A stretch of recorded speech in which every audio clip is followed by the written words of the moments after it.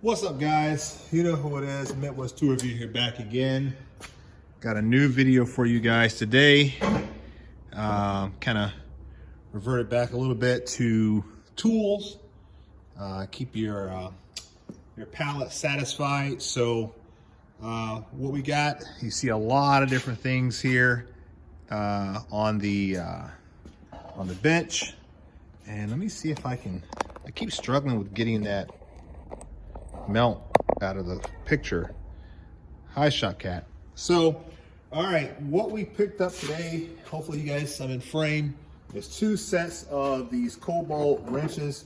And before you say, oh my God, James, here you go again with another cheap tool video, that is not the case. These are the highly sought after Cobalt USA wrench sets. If you guys think I had one of these many years ago, and I probably shared it in another video, but these are the Cobalt USA you see there, and these are the ones that have the snap-on date code there.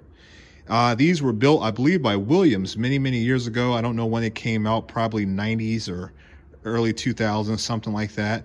But I've got a full set here of metric from, I believe it is 8 to 19. And we got a set of SAE. And I think I'm missing 1 or 2. Maybe I have to go through it and see. But I've got 1/4 inch all the way up to 13/16 in SAE. So got these 2 sets today off of Facebook Marketplace. I'm going to take them out of those ridiculous cases that they're in. But I got these 2 sets today for $60 for the set, which I thought was pretty cool. These are pretty, like I said, they sought after wrenches. I think if you look them up right now on eBay, they have a metric set, and I think they have a couple of broken sets, but I believe the metric set is like $200 or $300, something like that, maybe a little bit cheaper. I can't recall what I saw, but this is a really nice set of wrenches. It's got the slight offset there. It's got this is before, I think, the flank drive or the grip type stuff was really popular. I think Proto came out with that type of design first, if I'm not mistaken. They call it what was it called? Like the anti-slip or something like that. But I think this is probably predates that, maybe not. But they did have this contour or this cutout notch here so that your fastener can kind of rest back there, and then when you apply torque, it would kind of catch that groove there. You see a little cutout there in the corners. They have one in the middle, one in the top, and one in the bottom, and it would kind of catch that. But then they also have like a nice little chamfer there on the end so that when you engage the fastener, it was a little bit easier opportunity to get it on, where some wrenches are sharp, and if depending on the tolerancing of the fastener, it could be a little bit of a work to kind of get it to slide on. I mean, I've ran into bolts like that myself. I know you guys probably have as well.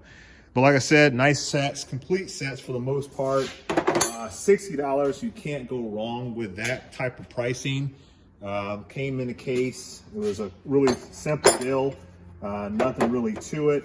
I keep telling you guys, make sure that you are checking out Facebook Marketplace for tool deals. I'm not going to say you're going to find them always in your area. It's kind of, that's a big major component where they're going to be found at. So it is what it is, but this just shows you that you can find them out there.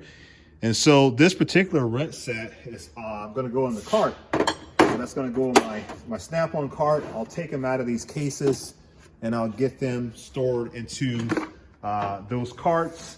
And that's where they will be. What else did we get today? I've been working on the mower, so just to let you guys know, I do have a question for you guys regarding one of the mowers. I need your help once again on something that I noticed today. Maybe one of you guys will have a quick answer to what's going on, because I'm at a loss for the moment, but at the same time, I have not looked up to see what perhaps could be going. You know what? Hang on a minute. I smell something weird. Hang on.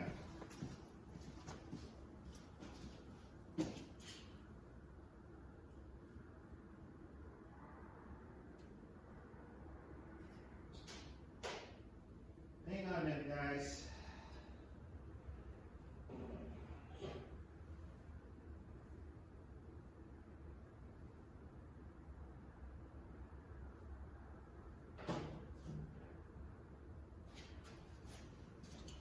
I'm smelling battery acid, so that'll go into what the question I'm going to have for you guys in a minute. I went to an antique shop with the wife today. You guys may have recalled on a previous video, I noted that we moved into obviously our new house, and my wife and I have been slowly adding furniture that kind of fits the decor of the home, and we've been working on that. And so what I picked up, let me go back. So when we went to the antique shop, we got furniture, and I picked up a couple different tools that I saw, and I'm gonna do another video here in a minute about that. But I thought this was pretty cool. Call it Thunderbolt Stock Easy Kit, systemized inventory control. It's got the little character on there, which is pretty cool. Quality plumbing specialist, Yant Plumbing, heating and air conditioning, I guess. I don't know what that number, I guess maybe it's Fort Wayne, I'm not sure. And actual size and drawings, etc. I got it because I saw the case, and then when I opened it up, I was even more pleased because it has all the original screws and hardware in there. So you can see it's pretty good assortment, anything from, what is it? Number 16s, 17s, 18s, 3/8, half-inch, 5/8 size bolts that all came into this nice little assorted kit. And then it says you even got a tap, which I don't see the tap in here. Oh, there is a tap. It's right there in the middle. There it is down in the bottom. So it even came with the original USA Made tap. So that's pretty cool. I don't see the T-bar for it, or the T-handle. I don't see that. So that is missing that, but that's irrelevant. I could care less, really. I didn't care if it even had the tap. But these are all, I think they're square head. Yeah, they're all the slotted type style, which is whatever. But yeah, that's pretty cool. This kit here, I don't know how often I'll use it, but you know, figure why not clean it up and just kind of add it as a nostalgic piece to have in my shop. The next thing I picked up is in this box of tools here. And I'm gonna do a video on it here coming up pretty soon. But for all of you wrench lovers like myself, I found assortment of wrenches, and I think I've even got some that I'm going to post on Instagram. So make sure that you follow me on Instagram at Midwest_tool_review. But for all you Bonney lovers, these are some old Bonney USA wrenches, angle wrenches. This particular one is 5/8 3/4. We've got this hydraulic wrench here, which I know, shout out to, it's a tool thing. He probably would love to have this one here. This is another Bonney, and it is 2 1/16, which is a size that I'll never use. And then this is a super wrench by Williams, right there. And this particular one is a 1 inch and 15/16, which I can use, but don't necessarily need to. And the last one here is a 7/8 3/4, and this also is a Bonney. They had a lot of these older wrenches there, and I'm gonna see if I can find like all of this style here. I'm gonna put together like a vintage set of angle wrenches, because I don't actually own any angle wrenches. Not to say that I necessarily need them, but if I could put together a set for a very low cost, that would be pretty cool. They took the stickers off these, but these wrenches were $2.50 a piece. So that's not a bad price for some good old American steel. I pay that 10 times or 100 times over before I'd ever buy an offshore brand wrench. So I'm gonna do a video on some of this stuff in another take. I got these, I don't know if these are, I assume that they're offshore, but I don't know. It's hard to tell because they like to copy everything that Americans do in terms of our products. So I picked up these 2 micrometers. One goes up to 1 inch, and I think the other one goes up to like a 1/2 inch or something like that, or maybe an inch. This one goes to like 2 inches, and maybe this one is like a 1 inch. Let me see, is that what it is? Yeah, 1 to 2 inches. And then this one is probably, I don't know, 0 to, I don't know, maybe an inch or 2, or inch. So I got these here. You know, these are something that, because they do have the set screws. I worked in this type of environment for many, many years before I am where I am now. So I know how to calibrate these, and I got a buddy over at Beck's Armory. If you guys don't follow him, you should check him out. That's BECK Armory. Really smart guy. And so either he or I can figure out how to calibrate these, or I can turn them into a truck or whatever and have these calibrated. I actually have a good buddy named Ryan who is going to be moving back to Indiana, and he's going to be basically running a shop that does a lot of stuff like that. So, and the last thing I got here is 2 battery terminal cleaners. Now, I got a wire brush. That's simple enough, but I thought these were cool because they're brass. And I don't know what brand they are, which I don't think it even says the brand on them. It does not. But these are really cool, nostalgic old pieces. The wiring's still there. It's not all broken out or anything like that. They look pretty good. I've never seen a set of battery terminal cleaners like this. I've always seen the traditional, the taller kind. I think I have one somewhere around here. But these were really cool. Got a little bit of grip still left on them. But they're older pieces. And I thought, you know what, for like $1.50 each, why not grab them? Kind of goes into what I'm going to talk about in the next video about vintage tools, right? So we often overlook vintage tools a lot. You see this kind of stuff, any normal person, they oversee this kind of stuff, and then they look it over, I guess is what I'm trying to say. You walk right on past it. You see it at garage sales, you see it at antique stores, flea markets, etc. And the reality of it is that this type of a wrench is far more durable and will certainly outlast anything pretty much you would buy today, with the exception of American tools. And maybe some American tools won't even survive as long as these will as well. Good old American steel, guys. We miss that.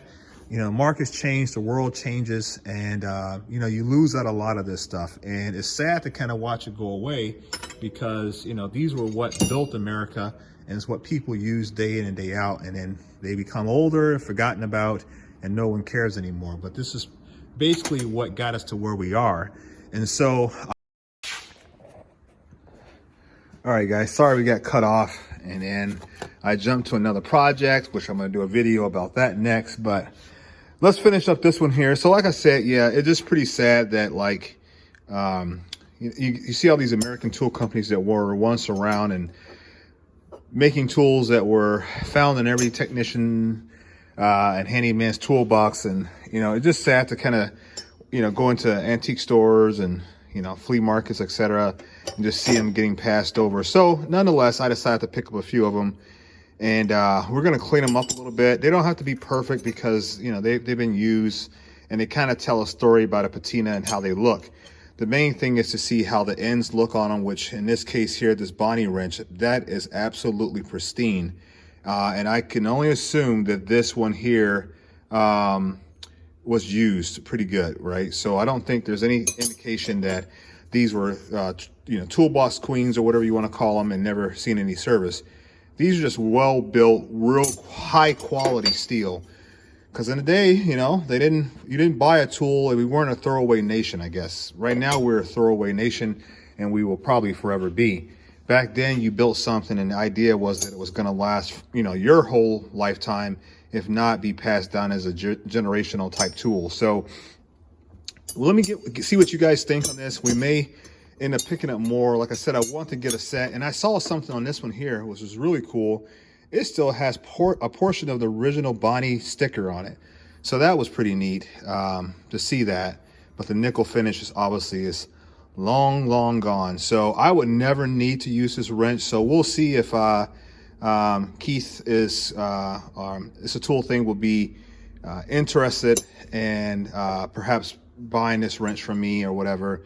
If he's interested. He may already have that size. He may not have a need for it, but we'll see. As for the micrometers, we'll have to see if they actually are accurate. I could just simply take a pair. I could set the size and then put a pair of calipers on there and kind of see how far they are off, if they are at all, and we'll go from there. So since I had lost my phone, my battery power, I came out here. I'm going to do another video like right after this one here. But I've been working on the 160, the 116.